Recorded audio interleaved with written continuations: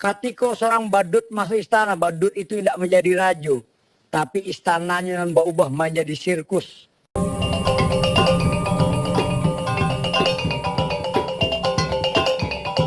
Assalamualaikum warahmatullahi wabarakatuh.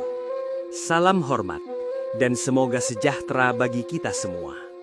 Selamat datang di kanal Minang Mustika Jaya, rumah bagi diskusi yang mendalam tentang nilai-nilai budaya, tata kelola, dan refleksi kehidupan yang akar rumputnya di tanah Minangkabau. Pada kesempatan kali ini, kita akan mengangkat sebuah topik yang tidak mudah, namun krusial untuk direnungkan bersama.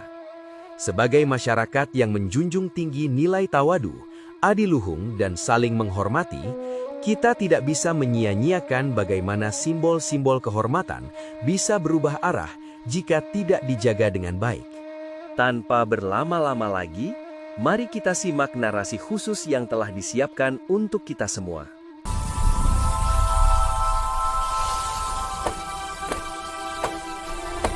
Selamat datang teman-teman sekalian di pertunjukan terbesar yang pernah ada di atas panggung sejarah. Tempat di mana istana, simbol kehormatan, kebijaksanaan, dan segala hal yang seharusnya sakral, kini siap melayani hiburan paling menyedihkan yang pernah Anda saksikan.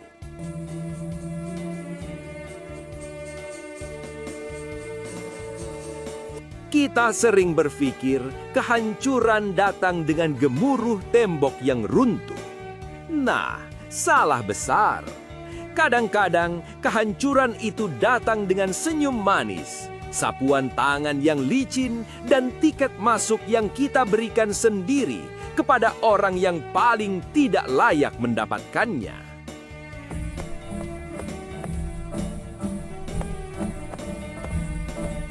Pernahkah Anda melihat badut berpura-pura jadi raja? Lucu, bukan? Tapi tahukah Anda, ketika badut itu benar-benar berdiri di dalam istana, leluconnya tidak lagi membuat kita tertawa. Ia akan berkata, "Saya adalah raja sekarang." Dan kita yang harus berdiri tegak menyaksikan bagaimana kursi yang dulu menghormati kebijaksanaan kini hanya menjadi alas untuk acara kelongokan. Kami, para pewaris budaya yang mulia, akan membawa kejayaan kembali ke tanah ini dengan semangat yang tak terbendung. Watak tidak berubah karena kursi, teman-teman. Gelar tidak akan tiba-tiba membuat seseorang pandai berpikir.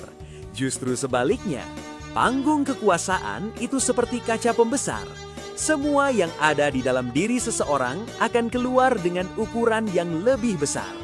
Kalau dia suka berdandan, maka istana akan jadi kamar riasnya. Kalau dia suka dipuji, maka rakyat akan jadi penonton yang harus bertepuk tangan.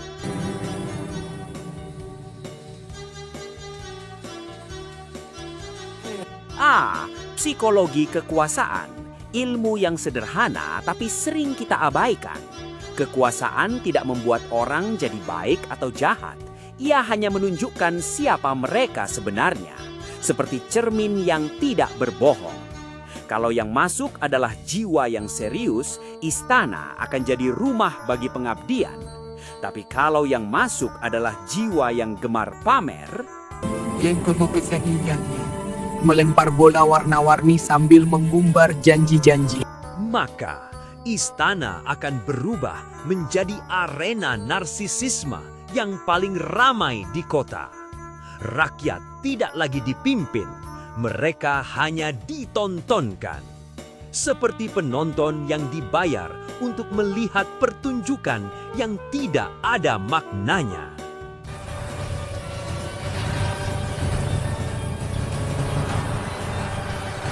Ciri khas sirkus kekuasaan mudah kok dikenali.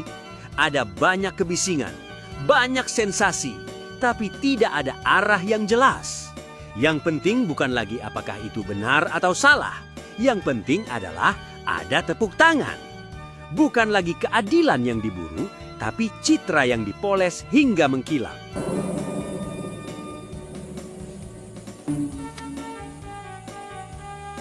Jangan salah paham ya, bangunan istana tidak akan pernah rusak. Bata dan semen itu kuat. Yang menderita adalah mereka yang berharap bahwa di dalam istana itu ada orang yang benar-benar peduli dengan nasib mereka. Kepercayaan runtuh bukan karena tembok retak, melainkan karena nilai-nilai yang kita yakini sudah dikhianati oleh orang yang kita beri kunci pintu.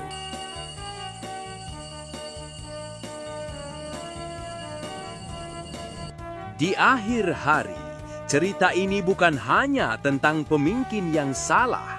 Ini adalah peringatan bagi kita semua, bagi siapapun yang pernah diberi peran dan amanah.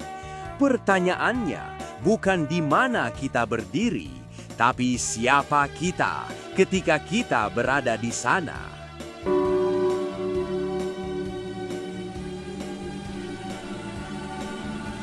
Karena sebuah istana tanpa nilai hanyalah bangunan kosong.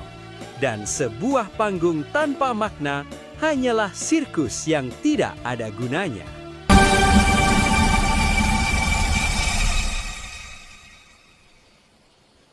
Alhamdulillah, kita telah menyaksikan narasi yang penuh makna ini.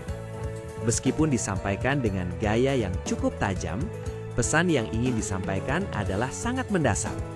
Bahwa martabat sebuah tempat, sebuah institusi, atau bahkan sebuah masyarakat tidak terletak pada kemegahan fisiknya semata, melainkan pada nilai-nilai yang hidup dan dijaga di dalamnya. Di tanah Minangkabau, kita mengenal ungkapan Adaik Basandi Syarak, Syarak Basandi Kitabullah, yang mengajarkan bahwa segala sesuatu harus berdasarkan aturan yang benar dan nilai yang mulia. Begitu pula dengan amanah yang diberikan kepada siapapun yang berada di posisi kepemimpinan. Ia bukan untuk dipamerkan, melainkan untuk dipergunakan dengan penuh tanggung jawab demi kesejahteraan bersama. Kami berharap konten kali ini bisa menjadi bahan refleksi bagi kita semua, terutama bagi generasi muda Minang yang akan menjadi penerus perjuangan menjaga nilai-nilai luhur budaya dan agama kita. Jangan lupa untuk menekan tombol suka, berbagi dengan keluarga dan teman Anda, serta berlangganan kanal Minang Mustika Jaya agar tidak ketinggalan konten-konten bermakna lainnya. Jika Anda memiliki pendapat atau pengalaman yang ingin dibagikan, silahkan tulis di kolom komentar di bawah ini. Mari kita diskusikan dengan penuh rasa hormat.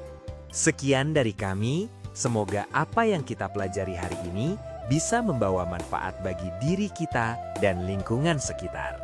Wassalamualaikum warahmatullahi wabarakatuh.